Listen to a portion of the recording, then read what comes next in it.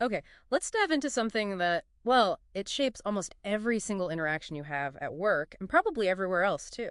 We're talking about those hidden forces, right? The Yeah, kind of invisible dynamics within any group, any team, even whole companies. exactly.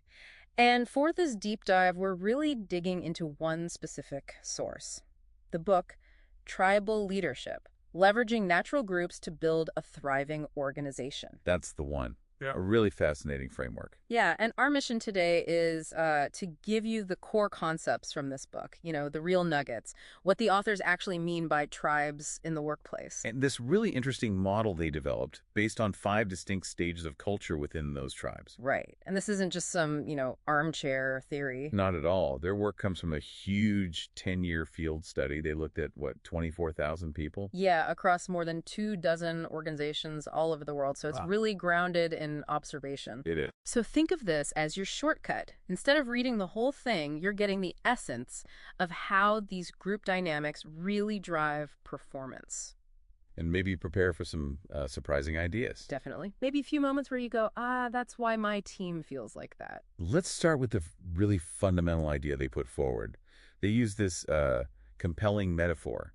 The sets of small towns. I like that one. Yeah, suggesting organizations aren't these single solid things, but more like collections of smaller communities. It makes sense visually, doesn't it? You have your close-knit groups inside the bigger structure. So how does the book actually define one of these tribes?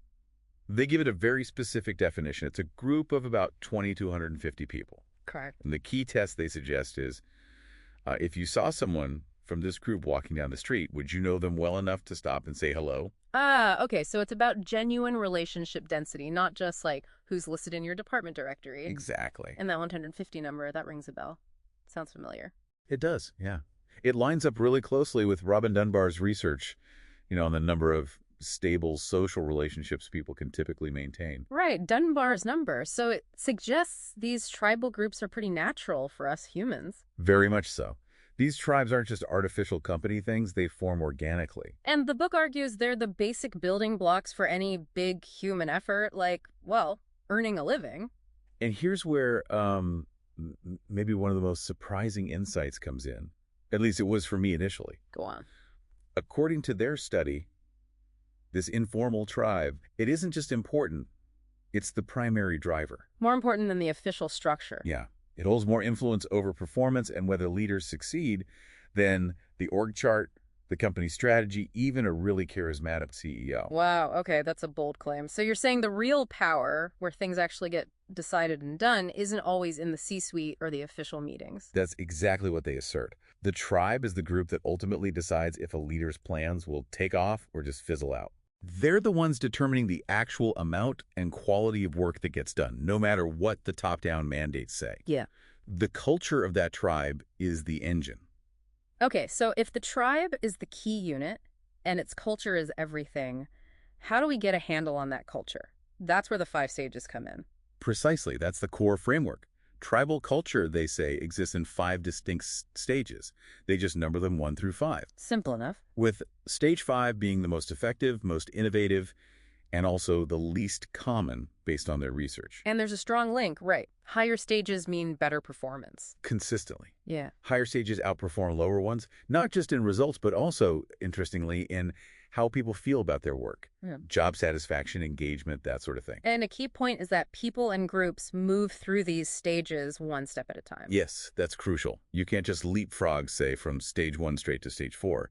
It's a progression. And you need specific things to nudge that movement. What do they call them? Leverage points. Leverage points, exactly. Think of them as targeted actions or maybe conversations designed to help nudge the culture forward. And the right action depends on the stage you're starting from. Exactly. The leverage points are different for each stage transition. What works to get out of stage 1 won't work for stage 2, and so on. Okay, let's map these out. How do they characterize each stage? Is it by language? Language is key, yeah. They identify a dominant language theme and an associated mood for each stage. Okay. Stage 1. The language is basically life sucks. The mood they label despairing hostility. Grim. Stage 2. The language shifts subtly, but importantly, to my life sucks, and the mood becomes apathetic victim. Okay, a bit more personal, but still negative. Stage 3. Now it's I'm great and you're not. The mood is lone warrior. Hmm. Very individualistic. I think I know some people there. We probably all do. Stage 4, the focus widens to we're great and they're not. The mood is tribal pride. So collective, but still defined against an other. Right. And finally, stage 5. The theme is simply life is great.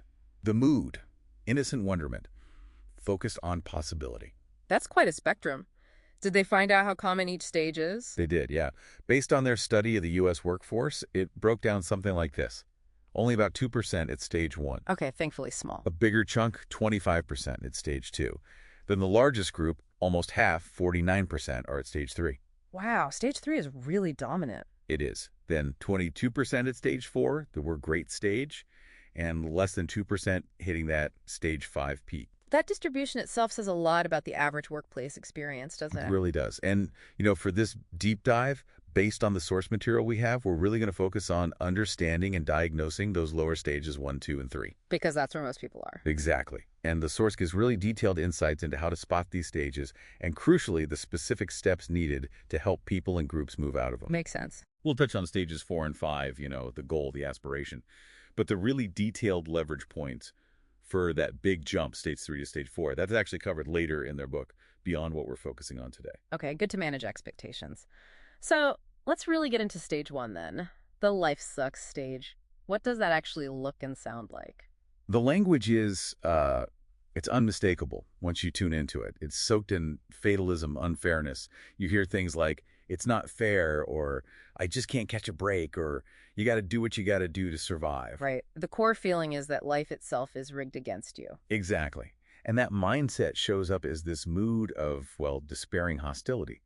The authors describe how people in these tribes might band together, but it's often out of a kind of isolated loyalty within small gangs or cliques. Operating by their own rules sometimes? Yeah, sometimes outside societal norms. Yeah. The source does mention that in extreme situations associated with this language, you might see things like acts of violence, theft, vandalism. The book mentions some real-world examples, right? Like Mayor Frank Jordan in San Francisco. Yes, illustrating that deep distrust. His struggles connecting with communities where, historical interactions, especially with authority like police, had really baked in that life sucks perspective. And those insights from the Chicago gang prosecutors were powerful too, highlighting that for some, it feels less like a choice and more like a tragic lack of options. Right. But they also noted, kind of paradoxically, that some individuals within these groups could be incredibly smart, strategic thinkers, even while trapped in that limiting worldview. So from the inside, how does it feel? Like values and morality are pointless. Yeah, like it's all just a con game. Life is seen as fundamentally unfair, even vile. So it almost seems rational to just give in to that perceived reality. A lot of alienation. A profound sense of it, yeah. Feeling cut off. But maybe also a sort of twisted freedom to just act on impulse, which sadly can lead down paths like addiction. Moving out of stage 1 sounds incredibly tough. What does the source say about the ways out? They identify only 3 main paths. One is staying within a stage 1 structure, like maybe in prison. The second, tragically, is death. The third is moving to stage 2. And critically, they found you cannot skip stage 2 from here. It's the absolutely necessary next step. So moving up means changing that core language, that core behavior. Fundamentally. And the authors offer specific leverage points, but only for someone who shows even a tiny bit of willingness to move. What kind of things? Well, one simple action is just encouraging them to go where the action is. Show up at social functions, go to meetings, even just have lunch with people outside their immediate negative clique. Just basic exposure to different dynamics. Exactly. And also encouraging them to notice ways life does seem to work for others. Even small examples of positive things happening can start to chip away at that all-encompassing life sucks view. And I guess cutting ties with the people reinforcing that language is pretty crucial. Oh, absolutely. Their current tribe is constantly validating that worldview. Breaking those connections is often a necessary, though difficult, part of moving on. How do you know if you've actually helped someone make that shift out of stage 1? What are the signs? The success indicators are pretty clear. First, they start using my life sucks language instead of just life sucks. The focus narrows. Right. It shows their concern is shifting to their personal situation, which is actually a step towards ownership, even if it's still negative ownership. And they'll start showing that passive apathy that marks stage 2. Exactly. Now, apathy might not sound great, But the source presents it as a major step up from despairing hostility.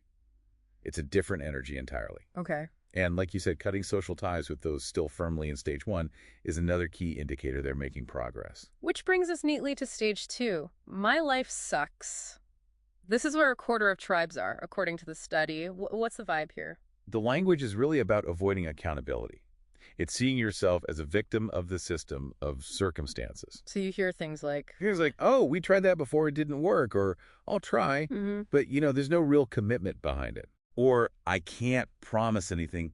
That's just not possible. Maybe blaming policy. It's against policy. There's usually a deep cynicism about company values or any new initiatives. So the mood is less hostile, more passive antagonism, apathy? Spot on. A victim mentality really dominates. People tend to do the absolute minimum required. Just enough to not get fired? Pretty much. Yeah. There's very little initiative, very little passion or urgency. And they don't hold each other accountable either because, what's the point? Why stick your neck out? And they cluster together. Yeah. They tend to find each other and form groups that reinforce this passive-aggressive behavior. Lots of complaining about management, talking about how to avoid work, that sort of thing. The book gives some relatable public examples, right? Like the DMV. Yeah, or maybe certain doctors' offices, airport security lines, places where people might feel kind of trapped or disempowered. Makes sense. They also share a story about a guy named Roger and his boss, Todd.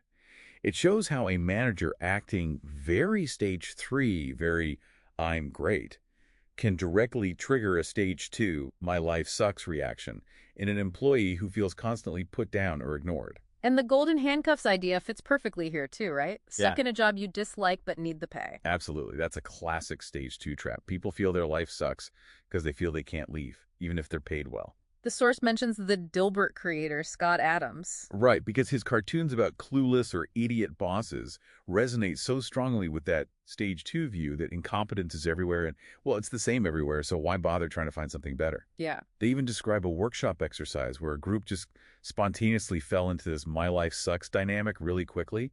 It shows how easily this culture can form. They call these folks the keepers of the sacred flame of no accountability. From the inside, it must feel pretty powerless. Totally. Like, you're just a victim of circumstance. You can't get any real traction. You can't control your own destiny. Your words feel empty, like they don't have any impact. And conspiracy theories are common. That's interesting. Yeah, the source notes that. Maybe it's a way to explain the feeling of lack of control. And ironically, if a manager tries to flat out deny the conspiracy, it often just reinforces the belief that the cover-up is real. But most people do eventually move past stage 2. Yes. The majority, if they move, will advance to stage 3.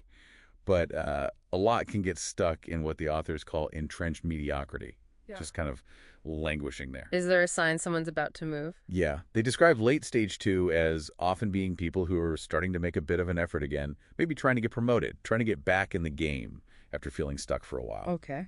The book also warns that slipping back into stage 2 from a higher stage, like 3 or 4, is actually quite dangerous. It risks a further slide all the way down to stage 1. Right, need to prevent that backslide. Okay, so how do you help people or whole tribes move out of stage 2? What are the leverage points? A key one is communicating one stage up. So using stage 3 language, that I'm great, competence-focused language. Seems counterintuitive to talk about success to someone stuck in apathy. It does a bit, but the idea is to provide a glimpse, a model of a different way of operating and thinking. It shows them what up looks like. And this requires that amplitude you mentioned earlier. A leader needs to speak all the languages. Exactly. You need to understand and connect with the stage 2 language, but you need to speak stage 3 to show the path forward. And focus on specific individual. Yes, the source advises working one-on-one, particularly with those late stage 2 individuals, the ones showing that little spark of wanting more. What's the goal there? Build trust. Rebuild their confidence. You need to actively highlight their strengths, things they might have forgotten they're good at. And then, crucially, assign them small projects where they can get a quick win. Build some positive momentum. Small wins, right. Yeah. Makes sense. They also really emphasize fostering dyadic relationships, just two-person connections. Why is that important? Because people at stage 2 often have very few, if any, close, trusting relationships at work. Encouraging them to form even one solid one-on-one connection is a huge step towards engagement and feeling like they belong. What about the power of three they mentioned? Yeah.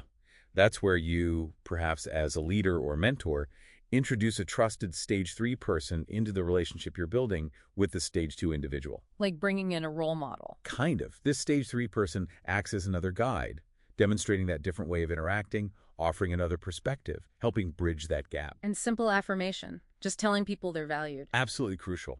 Yeah. That my life sucks often comes from feeling invisible or unappreciated. Directly hearing you are valued, your contribution matters, can be incredibly powerful. Makes sense. And to keep the tribe stable at stage 2, preventing that slide back down. Zero tolerance for stage 1 behavior. You can't let that despairing hostility, or worse, creep back in. Allowing stage 1 language or actions within a stage 2 group just pulls everyone down. You have to protect the stage 2 stability to allow for movement up. Got it. And the signs someone is successfully moving out of stage 2, heading towards stage 3? They start using the language of stage 3, that I'm great theme. So what does that sound like? Bragging. It can sound like that, yeah. Mm-hmm. Maybe name dropping, talking about their accomplishments, maybe subtly putting themselves forward. Lots of sentences starting with, I did this, I think that, I know the answer. And they start showing that lone warrior spirit. Exactly. Comparing themselves to others, focusing on their own competence, maybe being a bit critical or dismissive of colleagues they see as less skilled or less driven. Which leads us right into stage 3. I'm great, and you're not. This is the big one, right? Nearly half the workforce tribes. Yeah, 49% according to their study. It's the dominant culture in many, many workplaces. The language is very self-centric. All about me. Pretty much. Conversations revolve around personal achievements, how smart they are, how capable. The goal, often unconsciously, is to appear better, more competent, more successful than the people around them. And information is power. Definitely. Knowledge is often hoarded at this stage. Sharing information might mean someone else looks good or gets ahead, so it's kept close to the chest. So the behavior is these lone warriors. Exactly. They're often very energetic, very committed, really driven. But the primary focus is on personal winning. They want support, though. They do. But they're often disappointed because they feel others aren't as ambitious or as skilled as they are. You hear a lot of complaints at stage 3. About what? Lack of time, lack of support, incompetent colleagues. There's often a feeling of, I have to do everything myself if I want it done right. The source points out that our society and many professions actually reinforce this stage quite heavily. Oh, absolutely. Think about sales commissions, executive performance reviews, getting into top schools, tenure tracks for professors, making partner at a law firm. Right, lots of individual metrics. Exactly. These systems often reward and cultivate that stage 3 behavior.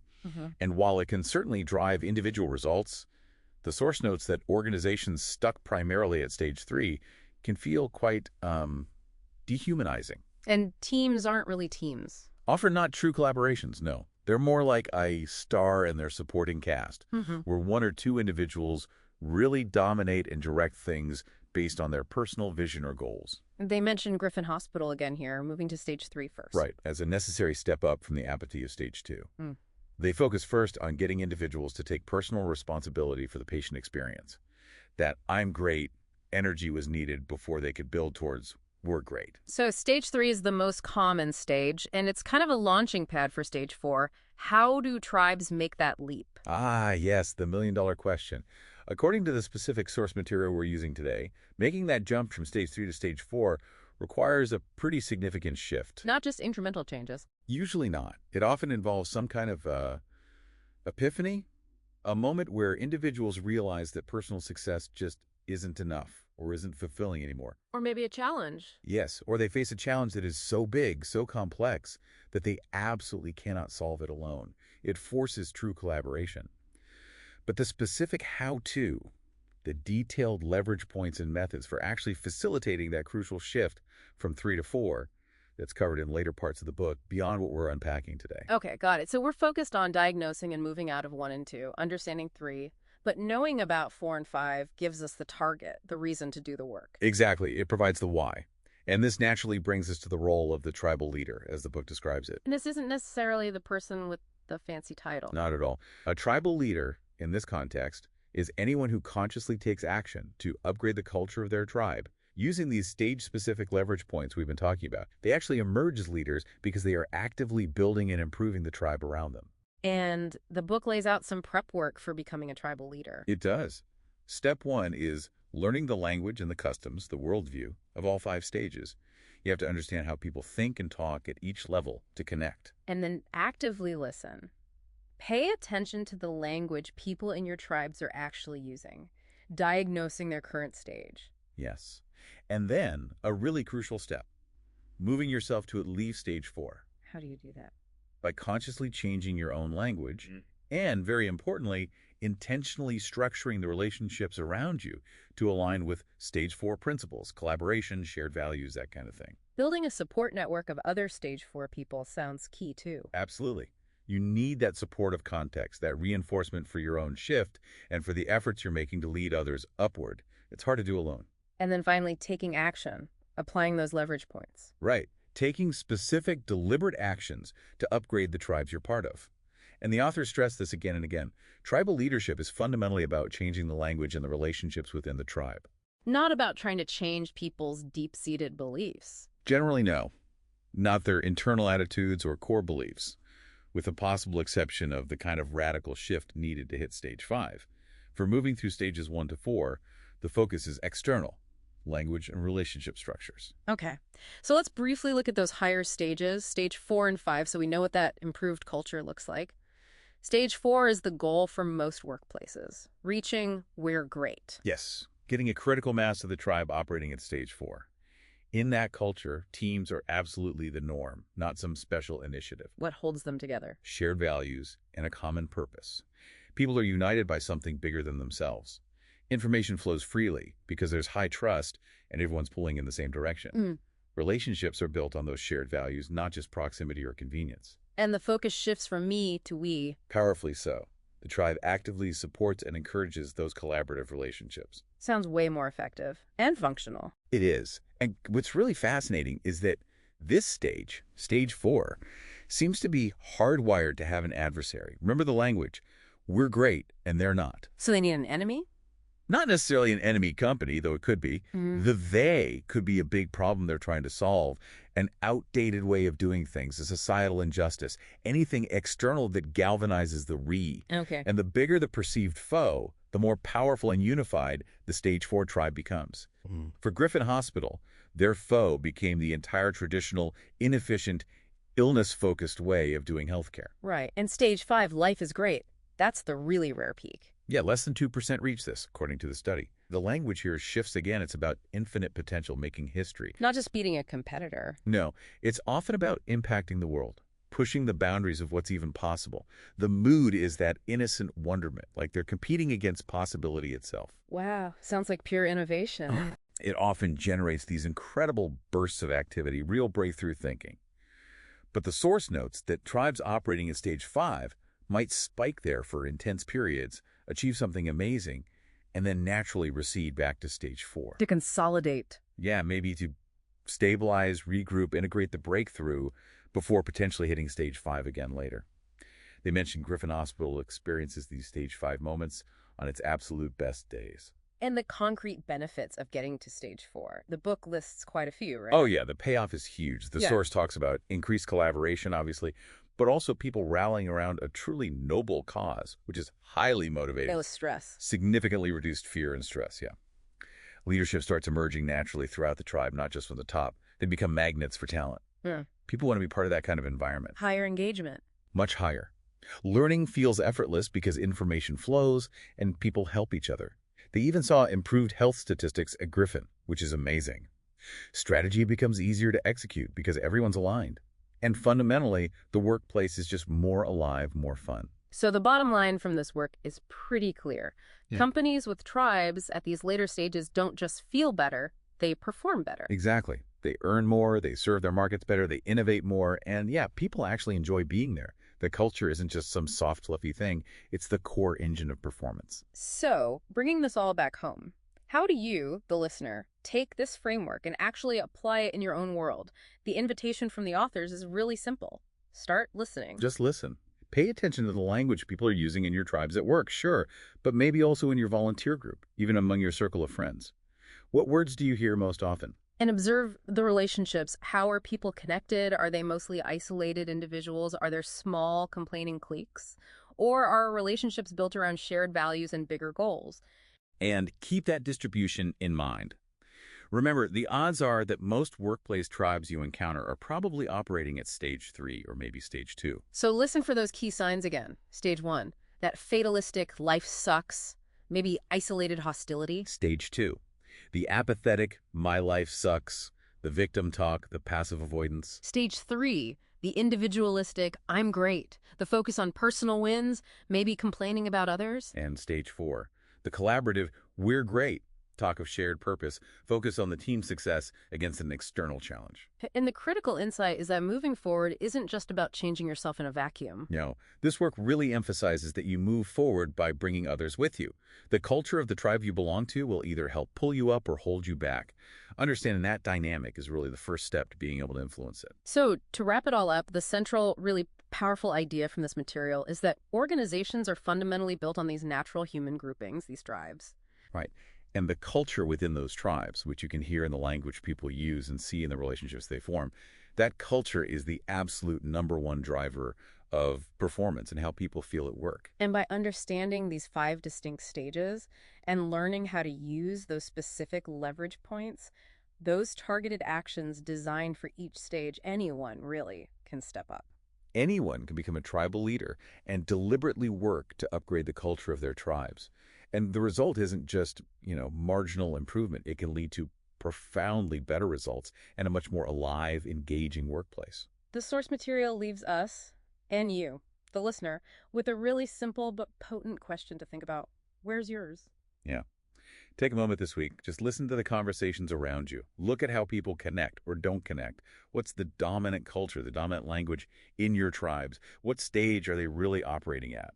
Thanks for listening. Visit our library and subscribe below for more book summaries. This has been a Sprint Reads production.